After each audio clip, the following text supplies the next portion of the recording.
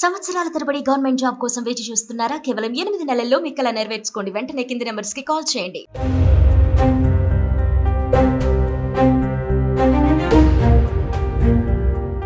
అది 1999 మే 5.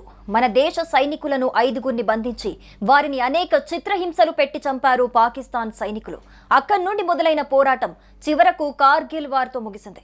ఈ యుద్ధంలో భారత్ విజయం సాధించింది. అయితే ఈ యుద్ధం గురించి విన్నప్పుడల్లా ఓ మహావీరుడి గుండె ధైర్యం, దండిగా ఉన్న ధీశాలిని, భారత మాత కోసం ప్రాణాలను సైతం పనంగా పెట్టిన అసలు సిసలు భారత సైనికుడే గుర్తొస్తాడు.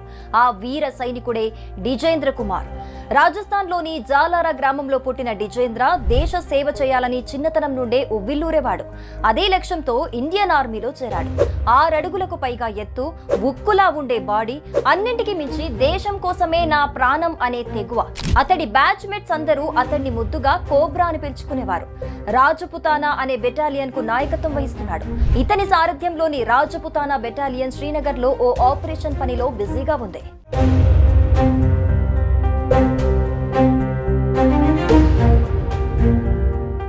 అది మే 15. కాశ్మీర్ ప్రాంతమంతా బాంబులతో దద్దరిల్లుతోంది. పాక్ సేన దాడులతో విరుచుకుపడుతోంది. ఇండియన్ ఆర్మీ కూడా దానికి దీటుగానే సమాధానం చెబుతోంది. రోజులు గడుస్తున్న కొద్దీ పాక్ బలగాలు తన స్ట్రాటజీని మార్చుకుంటూ ముందుకు కదులుతున్నాయి. జూన్ 11 నాటికి మొత్తం 11 బాంబింగ్ ట్యాంకర్ల సహాయంతో 15,000 అడుగుల ఎత్తులో ఉన్న ద్రాస్ సెక్టార్లోని 4,590 పాయింట్ను స్వాధీనం చేసుకున్నాయి.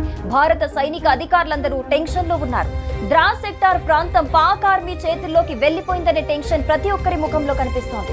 ఇక లాభం లేదనుకున్న ఇండియన్ అధికారులు అన్ని అస్త్రశస్త్రాలను సిద్ధం చేసుకున్నారు. ఇంతలోనే శ్రీనగర్ లో ఆపరేషన్ కంప్లీట్ చేసుకుని వచ్చిన డిజేంద్రకు ద్రాస్ సెక్టార్ ను తిరిగి స్వాధీనం చేసుకునే బాధ్యతను అప్పచెప్పారు.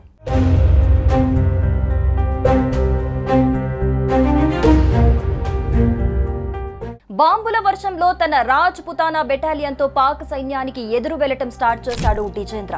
ముందుగా అక్కడున్న 11 బంకర్లలో మొదటి దానిని, చివరి దానిని తాను పేల్చేస్తానని, మిగతా వాటి పని మీరు పట్టండని తన తోటి సైనికులకు ఆదేశాలు జారీ చేసి అనుకున్నట్టుగానే 1st and 11th Pak బంకర్లను పేల్చేశాడు Dijendra.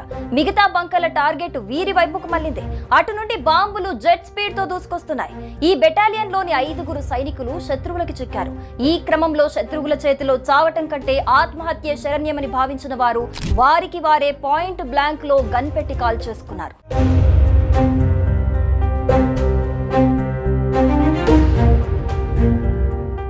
ఇది చూసిన కోబ్రాకి ఆగ్రహం కట్టలు తెంచుకుంది. ఓ లైట్ మిషన్ గన్ను తీసుకుని పాక్ బంకర్లే టార్గెట్ గా అటువైపుకు దూసుకుపోతున్నాడు.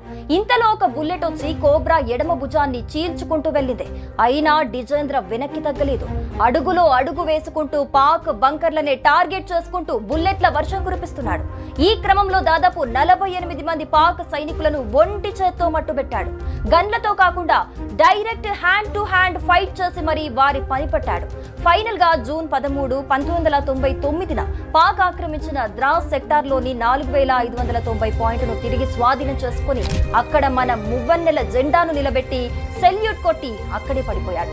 ఆ పాటికి ఆయన బాడీలో 18 బుల్లెట్లు దూసుకుపోయాయి. డిజేంద్ర గొప్ప పోరాటానికి గుర్తుగా అప్పటి వాజ్పేయి ప్రభుత్వం డిజేంద్ర సింగ్ ను ఆగస్టు 15, 1933న మహావీర చక్ర అవార్డుతో గౌరవించింది.